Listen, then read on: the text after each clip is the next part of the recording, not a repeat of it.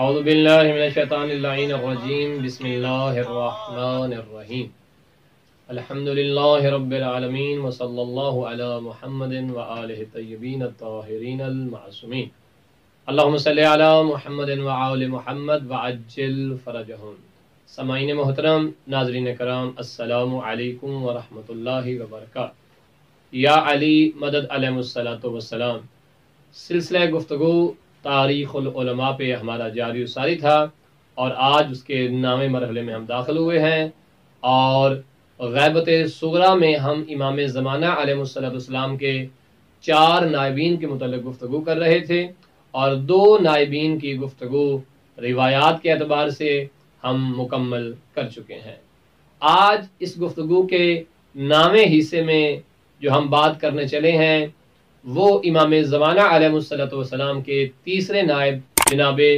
حضرت حسین ابن روح النوبختی پہ گفتگو کریں گے۔ یاد رہے کہ انہیں کچھ لوگ حسین ابن روح کہتے ہیں، اور نام ان کا حسین ابن روح ہے، اور آپ کی کنیت ابو القاسم ہے، اور آپ کا لقب نوبختی ہے۔ ناظرین کرام، جناب حضرت حسین ابن روح عام شخصیت کا نام نہیں ہے، یہ امام زمانہ علیہ السلام کے تیسرے نائب ہیں، اور ان کی زندگی پہ جو ہم گفتگو کریں گے ہو سکتا ہے گفتگو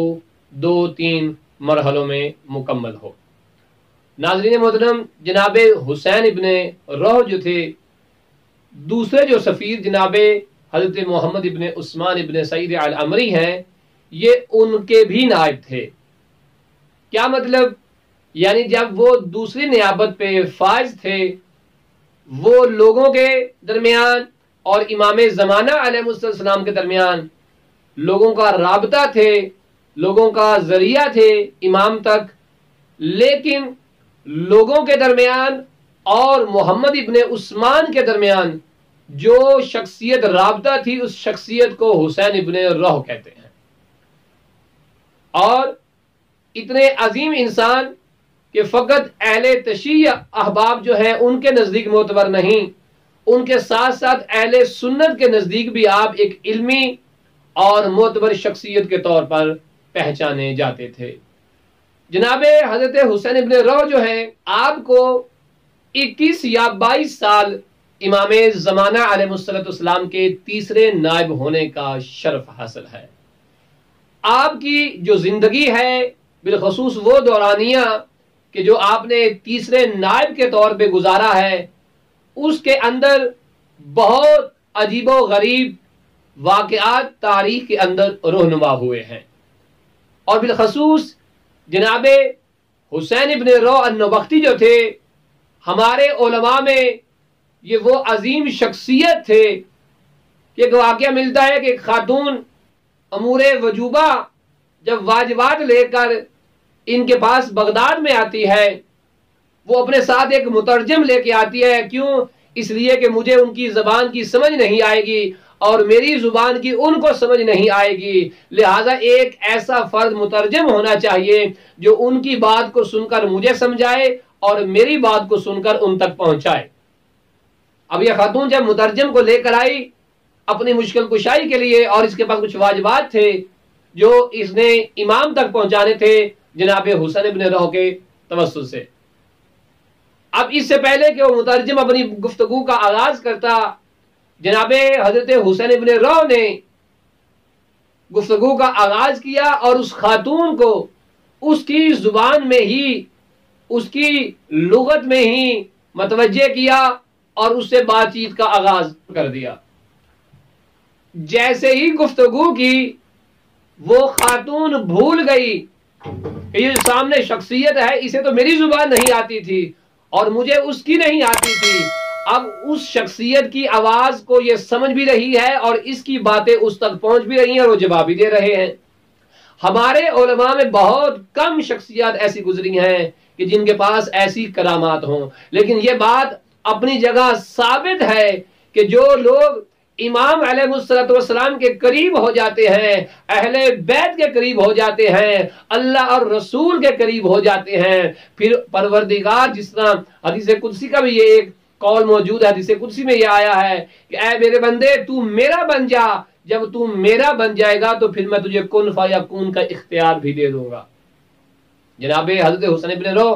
اتنی عظیم شخصیت کہ جنہیں تیسرے نائب خاص ہونے کا غیبت صغرا میں شرف حاصل ہوا۔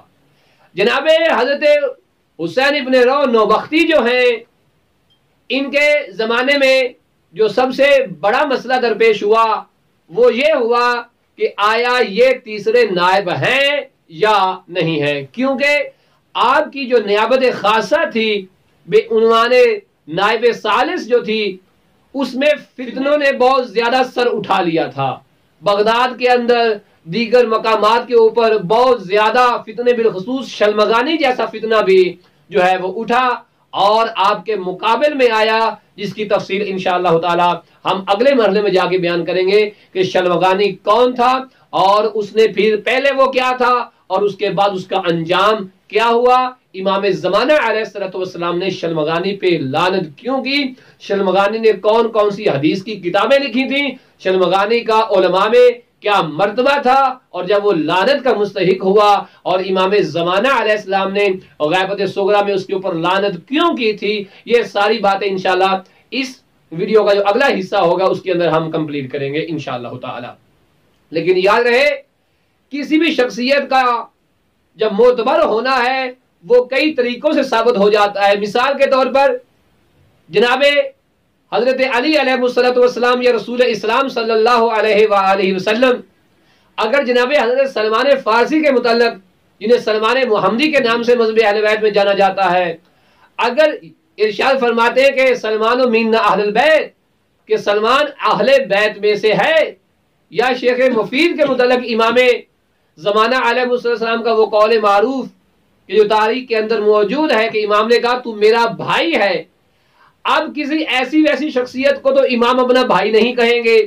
کسی ایسی ویسی شخصیت کو تو رسول اسلام یہ نہیں کہیں گے کہ یہ منا اہل بیت ہے۔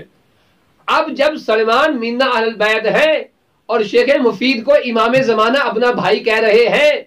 تو ان دو شخصیتوں کا اپنے وجود کے اعتبار سے معتبر ہونا تو ثابت ہو گیا۔ اب شیخ مفید یا جناب سلمان محمدی کسی فرد کی تصدیق کر دیتے ہیں کہ یہ شخص معتبر ہے، یہ شخص عام نہیں ہے بلکہ خاص ہے، تو پھر یہ یقین رکھنا چاہیے، ہمیں اس بات پہ اعتقاد رکھنا چاہیے اگر شیخ مفید کہہ رہے ہیں کہ یہ اچھا ہے تو پھر یہ اچھا ہے۔ کیوں؟ اس لیے کہ شیخ مفید کو امام نے اپنا بھائی کہا ہے۔ ادھر جناب سلمان محمدی